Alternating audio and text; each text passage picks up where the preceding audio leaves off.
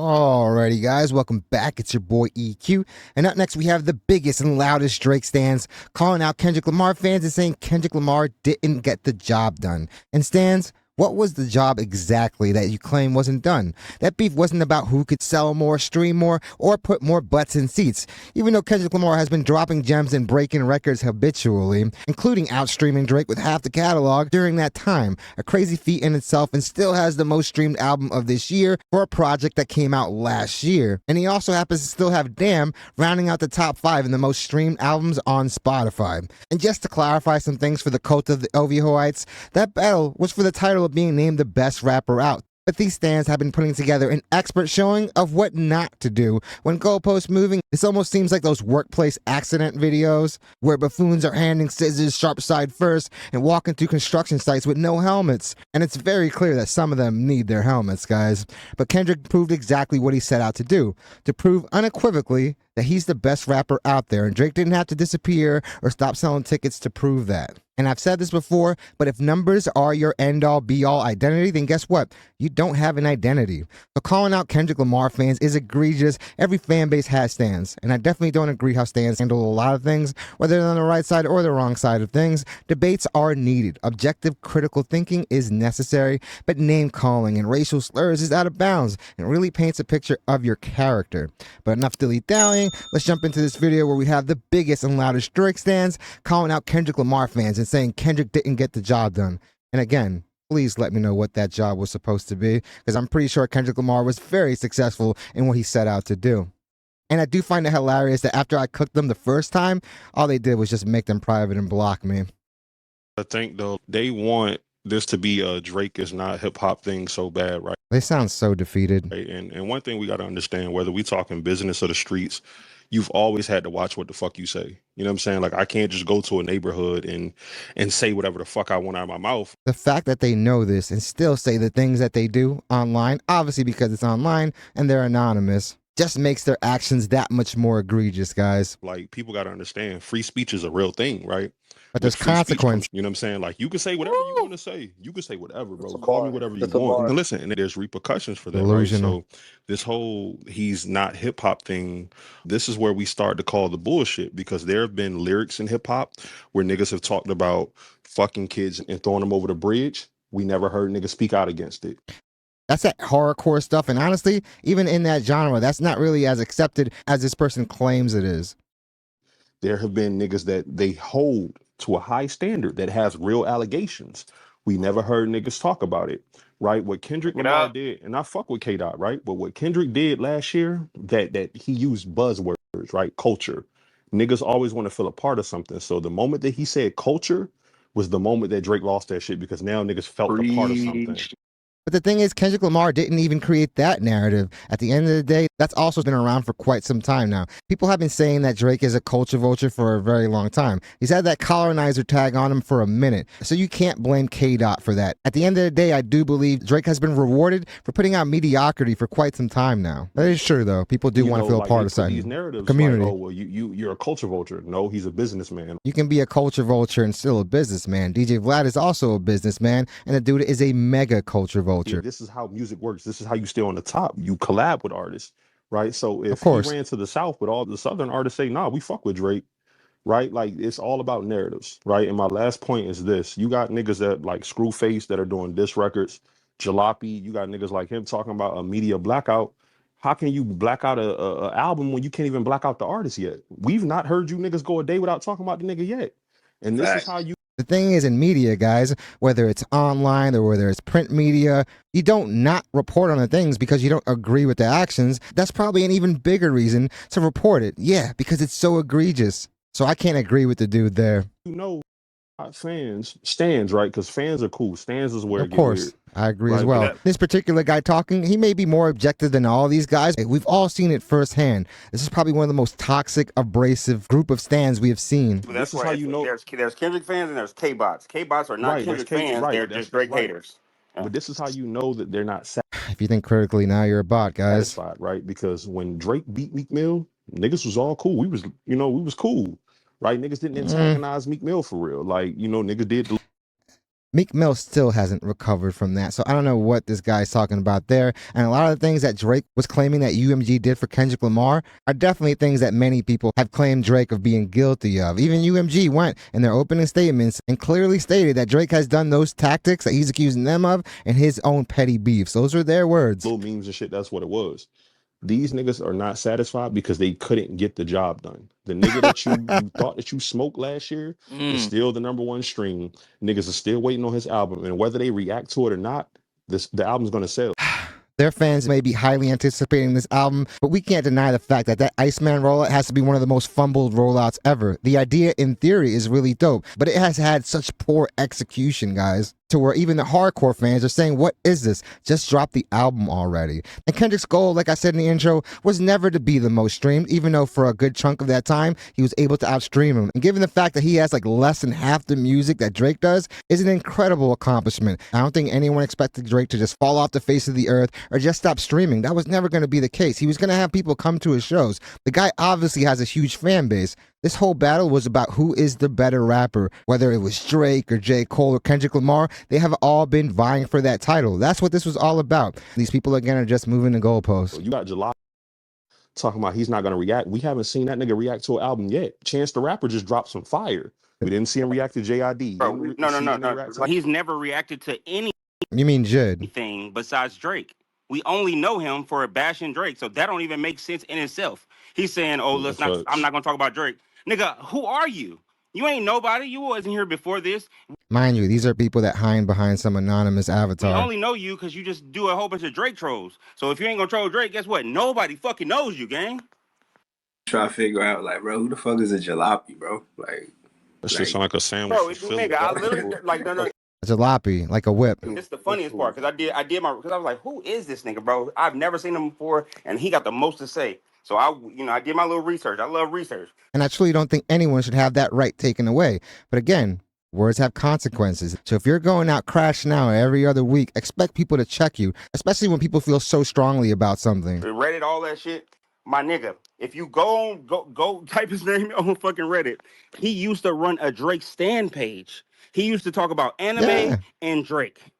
And the fact that these people think that you have to hate somebody to be objective just shows you how lost they are. Again, this is a very lost flock. Just because you don't agree with somebody's actions as of late doesn't mean that you didn't like the guy's music. Obviously, Drake has been pushing units for a very long time. And that's just being objective. You can put all the money you want behind an artist, but if the public isn't gravitating towards it, if they're not fucking with it, guess what? It's money flushed down the drain. Just like the attorney's fees for that UMG case are now the appeal. So this dude is making some sense, but I don't think he realizes that he's arguing for the other side. Battle started. He deleted all his videos about Drake. He still got some anime videos there, and then all his hip hop videos start 2024 where you can change your mind. I'm like, bro, you're so fraud. It don't even make sense, gang. You like he was there. He was making videos when the whole fucking ghostwriting shit. He was like, ain't no goddamn way Drake is the GOAT. Drake ain't nobody right for Drake. But he saw the opportunity to talk shit about him, and he changed up and deleted all his positive Drake videos. Niggas a fraud, gang.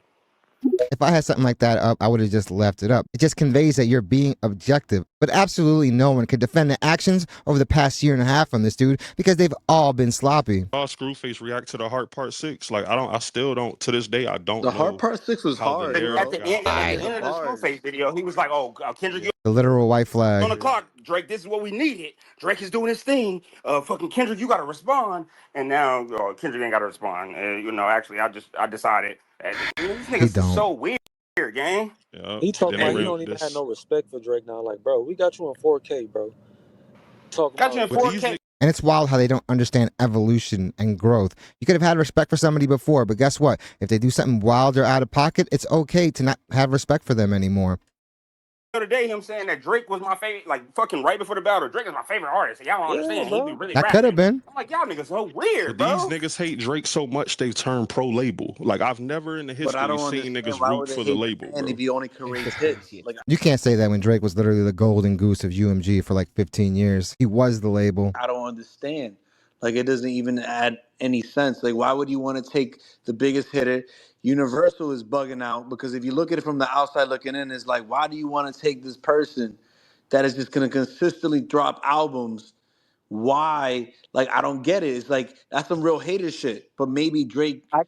UMG has all the analytics, guys. If we as the fans can see that Drake hasn't had a number one stay longer than number one for longer than a week, then they're also seeing it, guys. But just like any other industry, I mean, let's look at the film industry. You could be an actor, an actress, and there's actually a ton of examples of this, where you can be the biggest diva, you can be annoying and hard to work with, but if you're getting great ratings or you're a blockbuster and you're able to just move massive amounts of tickets, guess what? They're going to look the other way, but a ton of resentment is going to get built. So as soon as you start to fall off, guess what, guys? Now they stop calling. Now they stop booking you for stuff. Because the most important part of business is honestly the relationships. Drake contract is, if not done with Universal, is then they're done. Mm-hmm. And he became so... That's all speculation because we don't entirely know all the details, obviously. But there's a reason Drake was dropping so many projects and going tour after tour, literally taking a quick break and getting back on tour. He was probably trying to fulfill his contractual obligations. But I also did see a bunch of people claiming that, yeah, Drake knew that UMG was against him. If you knew that, why would you embark on this beef if you do value your reputation and stock and your brand as much as you say you did? That would obviously be a huge misstep, and the only person you could blame is yourself for that. Of a conglomerate to where he was actually rubbing shoulders financially, not necessarily catalog wise as Michael Jackson, but financially he was rubbing shoulders with his influence. Yeah, there's inflation as far as Michael Jackson influence, and definitely on the hip hop scene, he was on the throne. Michael Jackson also owned like half of Sony Publishing, so we truly can't compare the two. It's not even debatable. As much as his albums haven't really had, he had dope singles that he would drop with his albums, which gave a strong buzz, but his albums wasn't really that dopamine substance that you don't want to skip track one through whatever is released. It also hurts when you put like 40 records on something. It devalues it. Released on that album, right? But streaming he had that games. stranglehold on the rap scene. And with his contract being up very soon, they wanted to make sure that he was still under contract with Universal, which is why I know a lot of people may not believe this, but I've actually looked into it. It may as well have been a coup against Drake, which is why you've seen many of the artists that have been going at his throat lately coming after him, because I wouldn't be surprised if the executives at Universal put a hit out on him. And these people definitely got to choose their words carefully. Even metaphorically, it's just a bad choice of words, honestly. At the end of the day, like I said before, there's a reason no one came out to defend this guy. I mean, most of us have probably heard all the crazy allegations. If you're able to sleep with the girlfriend of your OG, the guy that gave you your biggest cosign, something that you desperately needed. My mentor worked with Drake early on before he actually popped, and the dude flopped, so they sent him down to Houston where he developed that early character of his. So while he was getting some buzz after all that, we also can't deny the fact that that Lil Wayne cosign from the hottest rapper alive at that moment was anything less than probably the biggest thing he had going for him at the time. It was like, yo, make sure that you're signed and you continue to stay with us. Lord forbid you wind up going to Warner Brothers, Sony, especially with these European investors. These European investors have real deal money and they don't give a fuck. Europe, fuck around and get that Saudi money, which has obviously made a lot more people way more flexible in bending their morals. They'll take away a big act from the U.S. economy conglomerates, right? I.e. why the PGA golf scene, half of the PGA golf players decided to join the Live. I think it's the Saudi Arabian golf club. Saudi.